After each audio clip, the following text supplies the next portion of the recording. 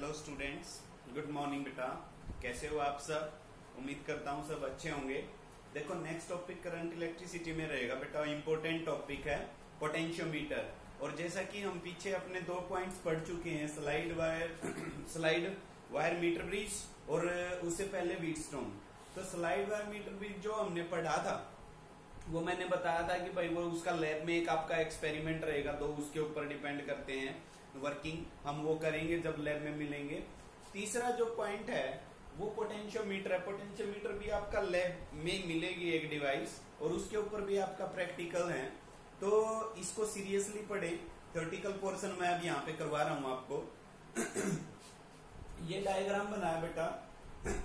Time मैंने आपका video में बचाने के लिए डायग्राम पहले बना लिया। सॉरी, यहाँ पे देखो, ये वुडन पूरा जैसे अपना बोर्ड दिख रहा है ना आपको, इतना तो खैर बड़ा नहीं होता, इतना सा चौड़ा एक लकड़ी का फट्टा होता है। प्लेट लकड़ी की कह सकते हो, फट्टा कह सकते हो।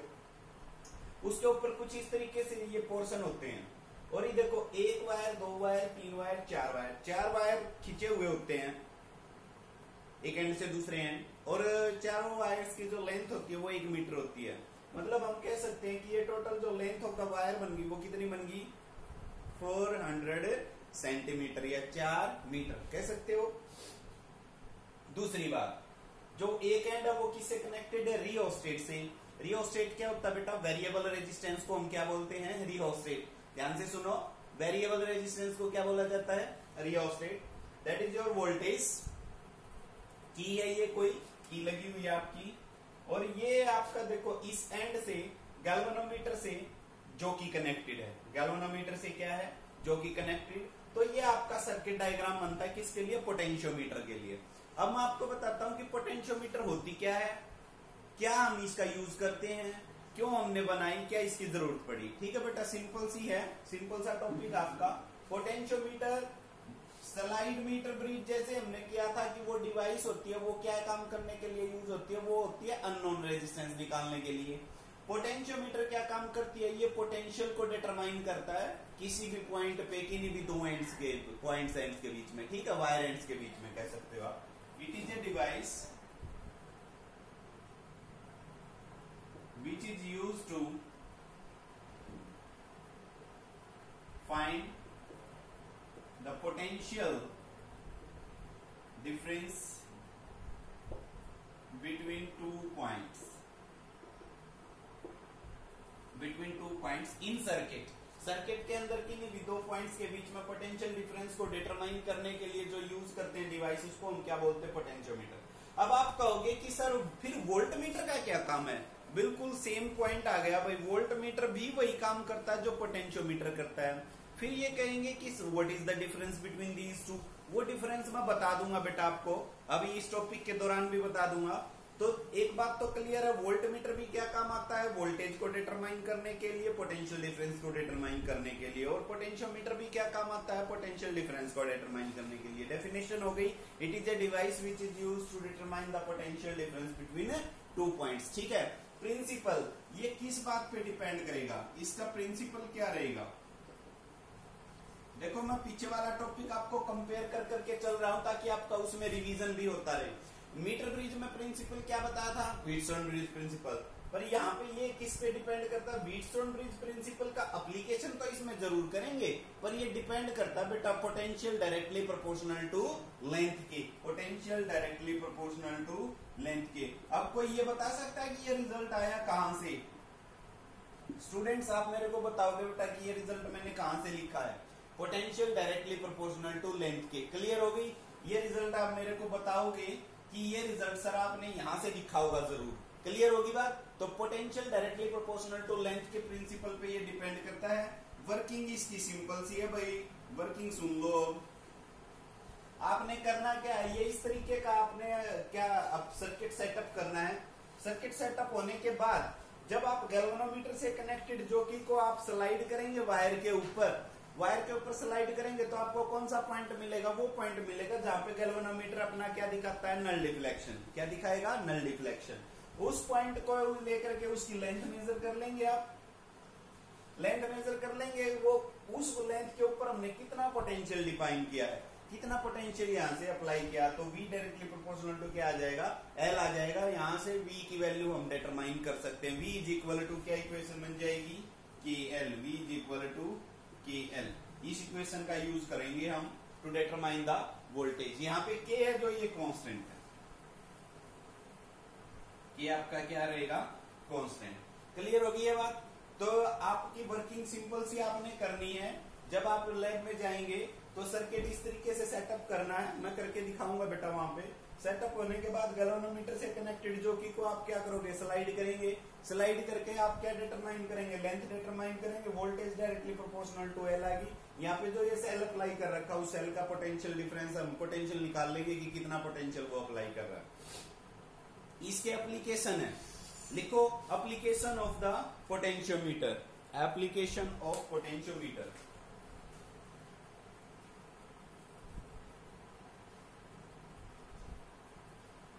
आपके सिलेबस में दो एप्लीकेशन है बेटा, वो दोनों मैं बता देता हूं आपको। Application of potentiometer,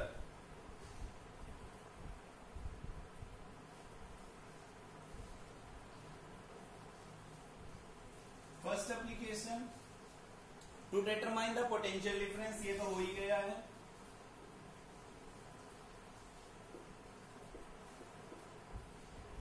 to determine the potential difference. Second वाला मैं अब इसको एक्सप्लेन करूंगा। सेकंड वाला कंपैरिजन ऑफ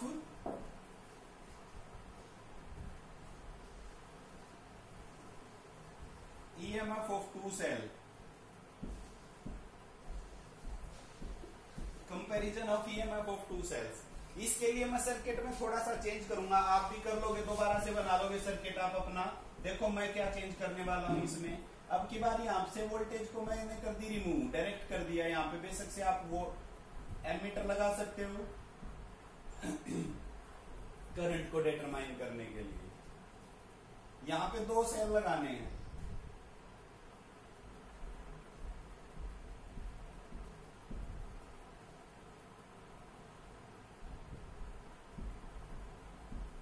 ये सर्किट बन जाएगा। अब मान लो इस सेल का जो ईएमएफ है वो है E1 और इसका ईएमएफ है वो है E2। पहले सेल का ईएमएफ कितना है, E1, और दूसरे सेल का ईएमएफ कितना है, E2। जब आपको पहले का ईएमएफ निकालना है तो आप बेटा इसको यहां से कनेक्ट कर दोगे। दिखाई दे रहा है। जब आप इसको कनेक्ट करोगे तो आपके पास इक्वेशन क्या बन जाएगी, E1। मान लो जब मैं इस सेल को आपको अप्लाई कर रहा हूं सर्किट के अंदर, तो ये सेल आपको लेंथ दे देता L1। L1 लेंथ के ऊपर गैल्वेनोमीटर क्या दिखा रहा है, नेल डिफ्लेक्शन। तो यहां से इस इक्वेशन को आप क्या लिख सकते हो, E1 is equal to KL1 आ गई ना, ये होगी फर्स्ट इक्वेशन। दूसरे सेल के लिए ये फॉर फर्स्ट सेल था, for second cell E2 apply करेंगे। अब सेकंड को अप्लाई करना है तो इसको डिस्कनेक्ट कर दो, इसको कनेक्ट कर दो।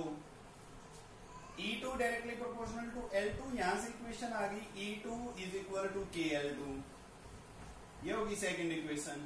फर्स्ट और सेकंड को डिवाइड कर दो, आपका जो है रेशियो आ जाएगा बेटा सेल्स का, और उससे हम कंपेयर कर सकते हैं कौन से का बड़ा और कौन से का छोटा। तो dividing first by second, dividing first by second. So what you get? We get that E1 by E2 is equal to KL1 by KL2. K cancel out. This will implies E1 by E2 is equal to L1 by L2. That is your comparison of EMF of two cells. So comparison of EMF of two cells we can do with the help of potentiometer. Potentiometer is a device which is used to determine the potential difference between 2 points of the given circuit. First application is that of this device. Second application is we can compare the EMF of two cells. Two cells they are given in your laboratories, and we can find the EMF of one cell if one cell is given. If there are two cells, I want to say that if there are two cells, first cell EMF is let's say 10 volt, and my question is that find the potential or EMF of the second cell. Then you can use easily first when we apply first cell, we can get the length at which the galvanometer show null deflection. we get the equation E1 is equal to KL1. When we apply the second EMF, second cell, which we don't know, so we will get the equation E2 is equal to KL2. Now dividing these two equations, we get equation E1 by E2 is equal to L1 by L2. We have E1 value, we have L1 and L2, so we can easily find the E2. Clear हो गया? तो इस तरीके का question पूछा जाता बेटा कि दो सेलों में से एक सेल का ईएमएफ गिवन है तो दूसरे का बताओ भाई क्या होगा. क्लियर? तो इस तरीके की प्रॉब्लम्स हम किसकी हेल्प से सोल्व करेंगे? पोटेंशियोमीटर. मेरे ख्याल में पोटेंशियोमीटर आपका क्लियर हो चुका है. अब हम बढ़ते बेटा नेक्स्ट टॉपिक के ऊपर, हीटिंग इफेक्ट ऑफ करंट.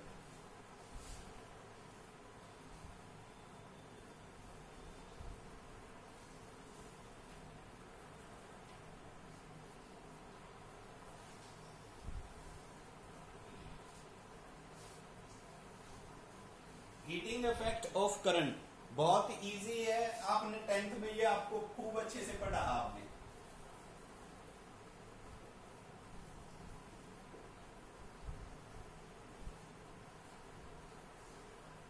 या हम इसमें स्टार्ट करें तो स्टार्ट हम करते हैं जूल्स लॉ से. जूल्स लॉ क्या कहता है? बिल्कुल सिंपल है. Joule's law state that when we pass electric current through any device और any wire, when we pass electric current through any device or wire, then there is heat produced due to this current. When we allow to pass electric current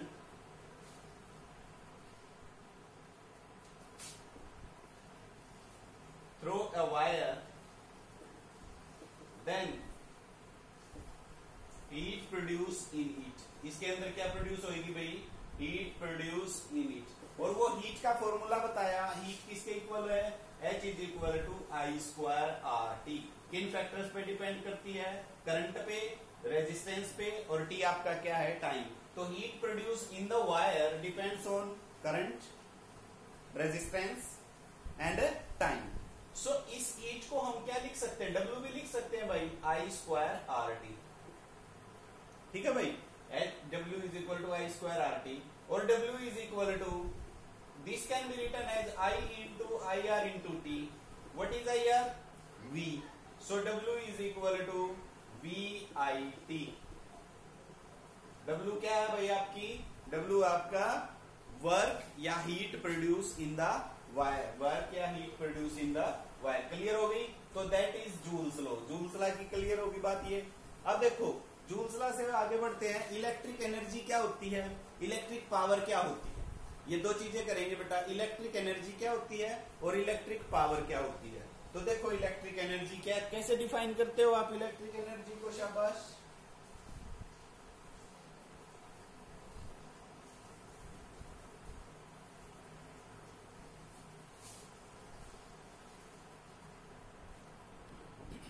electric power और electric energy.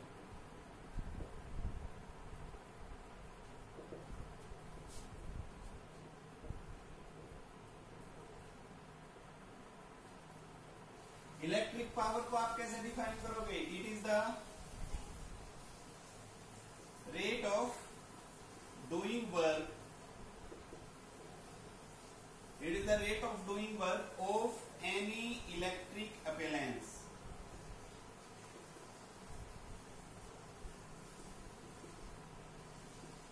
It is the rate of doing work of any electric appliance, और power is equal to, can be write like that, W by T.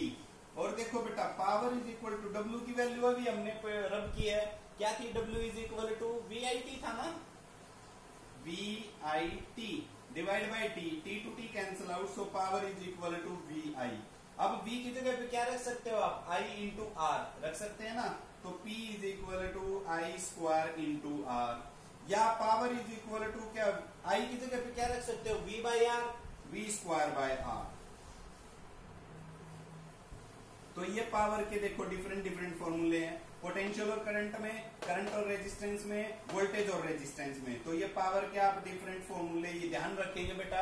According to numericals आप use करोगे कि कौन सा formula अपना stable रहेगा. Clear होगी? तो ये हो गया इलेक्ट्रिक पावर. हाँ, इलेक्ट्रिक पावर की SI यूनिट की और बात कर लो. SI unit of electric power आप क्या यूज करते हो? बिल्कुल आपको पता है, वो होती है वाट. क्या होती है? Watt. How can you define 1 watt? तो 1 watt is equal to work की 1 जूल हो गया, 1 जूल बाय 1 टाइम 1 सेकेंड कर दो। तो 1 watt is defined as when 1 joule work is done in 1 second। किसी भी डिवाइस के थ्रू अगर 1 जूल वर्क हो 1 सेकंड में, तो हम कहेंगे उसकी पावर कितनी है? 1 watt। क्लियर होगी? तो 1 watt को डिफाइन कर सकते हैं आप। 1 watt is defined as the when work done is 1 joule in 1 second। Done. आ जाओ इलेक्ट्रिक एनर्जी पे। इलेक्ट्रिक एनर्जी क्या होती है भाई? देखो इस रिलेशन से चलो, P is equal to W by T है, तो डब्ल्यू यहाँ पे क्या है? जूल है। जूल क्या है? एनर्जी। एनर्जी को ही हम क्या कहेंगे? इलेक्ट्रिक एनर्जी कह सकते हैं। तो इलेक्ट्रिक एनर्जी को डिफाइन अगर आपसे किया जाए, एनर्जी को कैसे डिफाइन करते हो? हम कैसे डिफाइन करते हैं एनर्जी को? बताओ भाई। कैपेसिटी ऑफ डूइंग वर्क को ही क्या बोलते हैं? हम एनर्जी बोलते हैं ना। तो capacity of doing work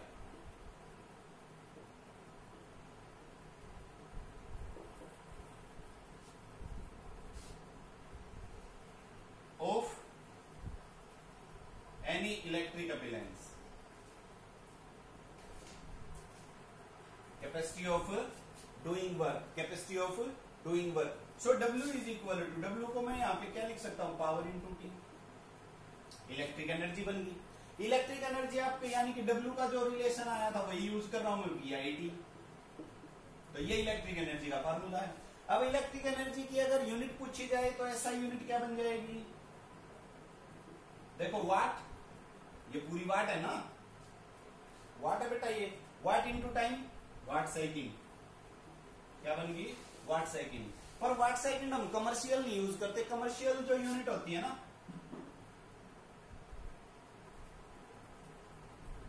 commercial unit होती है बेटा, वो होती है 1 किलोवाट आवर। क्या होती है? जो आपकी यूनिट नहीं कहते हैं इलेक्ट्रिक मीटर के अंदर जो आपका बिल बनता है, वो आपको यूं नहीं कहते। आपने सुना होगा, आपके बड़े बुजुर्ग जो भी सुनते हैं बिल वगैरह भरते हैं, वो कहते हैं कि भाई 1 यूनिट निकाली, 20 यूनिट निकाली, 40 यूनिट का बिल आ गया, 250 यूनिट का बिल आ गया, 500 यूनिट का बिल। वो यूनिट है क्या? वो यूनिट है 1 किलोवाट आवर। क्या यूनिट है?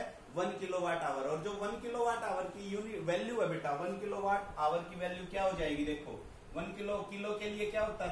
1000 वाट हो गया आपका, और आवर के लिए 3600 सेकेंड्स। तो 3.6 इंटू 10⁻⁶ जूल। 1 किलोवाट आवर कितने जूल के बराबर होता है? 3.6 इंटू 10⁻⁶ जूल के बराबर होता है। 1 kilowatt hour is equal to 3.6 into 10⁻⁶ joule. यहाँ पे जो कमर्शियल यूनिट है वो आपकी क्या हो जाएगी? किलोवाट आ जाएगी। यहाँ पे कमर्शियल यूनिट किलोवाट, और यहाँ पे कमर्शियल यूनिट क्या होती है? 1 किलोवाट आवर। इसमें टाइम आ रहा है ना बेटा, साथ में टाइम है। तो ये ध्यान रखो, दोनों मैंने इसलिए आपके सामने प्रेजेंट किए हैं बोर्ड पे एक साथ, ताकि आप इनके साथ बीच में कंपैरिजन भी कर सको। इलेक्ट्रिक पावर, इलेक्ट्रिक एनर्जी क्या होती है वो आप पढ़ सकते हो। डन। इसके बाद भाई नेक्स्ट है जो पॉइंट, वो है आपके applications of heating effect of current. Applications of heating effect of current.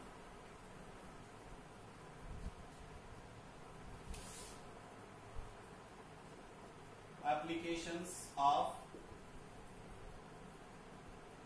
heating effect of current।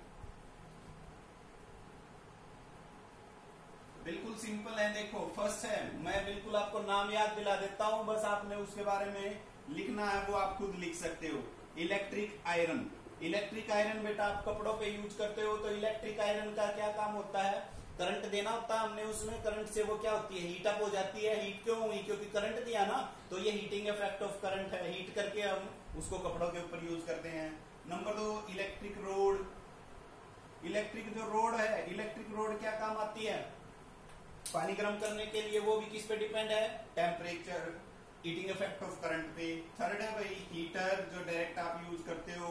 Fourth point है इलेक्ट्रिक गीजर।